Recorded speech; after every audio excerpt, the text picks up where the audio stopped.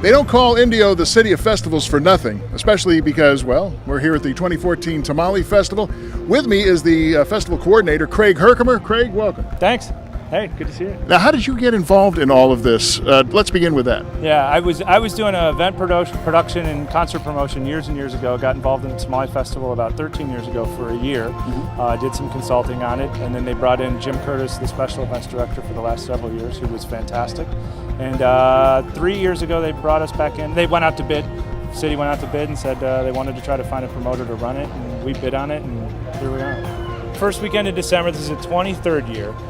It started, if I remember correctly, obviously 23 years ago with about 20 vendors, 2,500 people, and it was just an afternoon.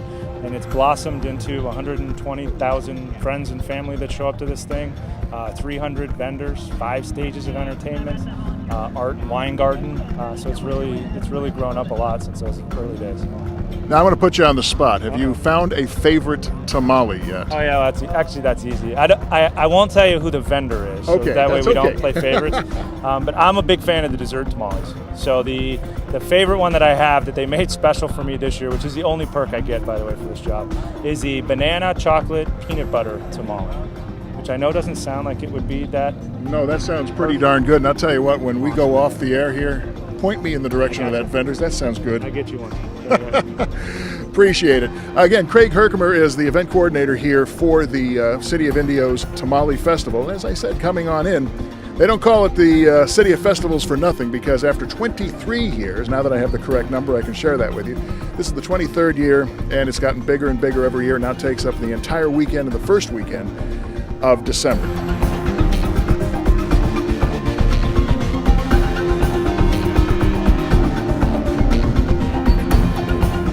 With me right now is Eduardo Diaz of Gourmet Tamales. I'm thinking, based on the line that's going around the block for your tamales right now, that's a pretty accurate name. Yes, it is. We've been doing this festival for 20 years. Out of 23, you've been here every year since. It looks like you've actually won some awards for your work. Yes, we have. A few years ago, we got first place and then second place. Fantastic. You in the running this year to win something? Because I'll tell you what, I was looking at some of these tamales. They look and smell pretty darn good. Thank you. We did participate, but we haven't gotten any results yet, so we're just waiting for that. Well, of course, to me, the results are in, well, the people enjoying these things. And again, looking at the line, you got a lot of folks hungry for some of your tamales there, Eduardo. Yeah, so people like them. So I know you're busy, so we're going to let you go. Thank you for taking a few moments to be here with us. You're welcome. Thank you. You know, even in December, it's kind of nice to find some shade here in Indio at the 23rd Annual Tamale Festival. And with me is Brad Good, who has a rather unusual product that is far from a tamale. Brad, thanks for coming by. You bet. Thank you for having me. What exactly is a Texas tater? Well, you got to go out and you got to find a really good potato. It needs to be a Kennebuck or an Idaho, Norcotas, and they're very good. You don't want to russet. Russets have too much starch in them. You need a lighter potato that'll come out a little crispier and not too dark and soft. I'm seeing somebody back there with a lathe, literally turning a potato on a lathe, making what I'm assuming is just one long continuous strip of potato. It's the world's longest potato chip. That's a good way of putting it, because I'll tell you, when you see these things on the plate, they are definitely the world's longest potato chip. It looks like a mound of many potatoes, or potato chips, but it's just one. No, it's 4 potatoes. We put 4 potatoes into an order. Now, the ones that we're seeing here, what kind of potatoes are these? Those are called Norcotas. Oh, those are the Norcotas. It's a Norcota, and these are out of Idaho. I suppose that's why they put famous potatoes on the license plates. Brad, thank you so much for coming on by and speaking with us. My pleasure. Thanks for having me. Would you guys like an order to take with you? I think he twisted my arm, Joe. Okay, Seems that our friend Brad Good was as good as his word, because I have in front of me a genuine Texas tater. These come unseasoned, so I think I'm going to duck on back there and see exactly what kind of seasonings they have. They're saying things like, oh, I don't know, garlic salt, hot sauce, or even just plain. You can't believe the smell. I wish there were a way of actually putting the smell out over television, but trust me, this is good stuff.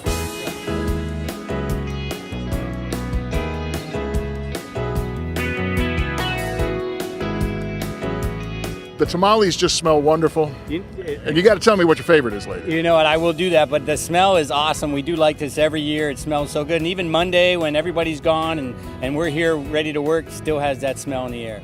Oh, I tell you, in fact, I'm going to have to find a favorite and bring some of these things home. Now, what is your favorite? Let me just come right out and ask you. Sure, you know what, I'm a traditional guy. I like the pork, chicken, and beef, but last year and a little bit of this year, I've already had a caramelized banana, peanut butter, and chocolate tamale. You know, that's funny. We were just talking with Craig, who's the event coordinator, and he said that same thing. Yeah. He's into the dessert tamales, and he found that one, and he says, you got to go try it. Now, we're not going to say exactly where this one is, but when we get off air here, I'm sure we're going to get pointed toward that. We're going to have to try a dessert tamale. Now, 23 years of this. Yes. How did it begin? What actually spearheaded the drive to do a festival like this here in downtown Indio? Sure, you know that there was a Downtown Merchants Association back in 1992 that was just looking for something to bring people down here. So they thought tamales, and they thought December, perfect time for the holiday tradition of tamales. So they started, and as you said, it was a half a day, one Saturday at 15 tamale vendors. That was it. I think there was about 1,500 people, and now it's grown into 315 vendors and 100,000 plus people every year. Add to that the live entertainment, some of the little vendors that are popping up just right across the street from here. We're looking at places selling Beanie Babies, for example. DirecTV is here. Heck, Pest Control is here. Yeah. So I guess after, I'm not sure where to go with the pest control thing, but one way or another, listen, if you need pest control or whatever it is you need, but definitely bring your appetite, bring a few bucks, and enjoy the tamales, because I'm going to go find that peanut butter and chocolate one. That just sounds too darn good. I'm Ralph Squillace.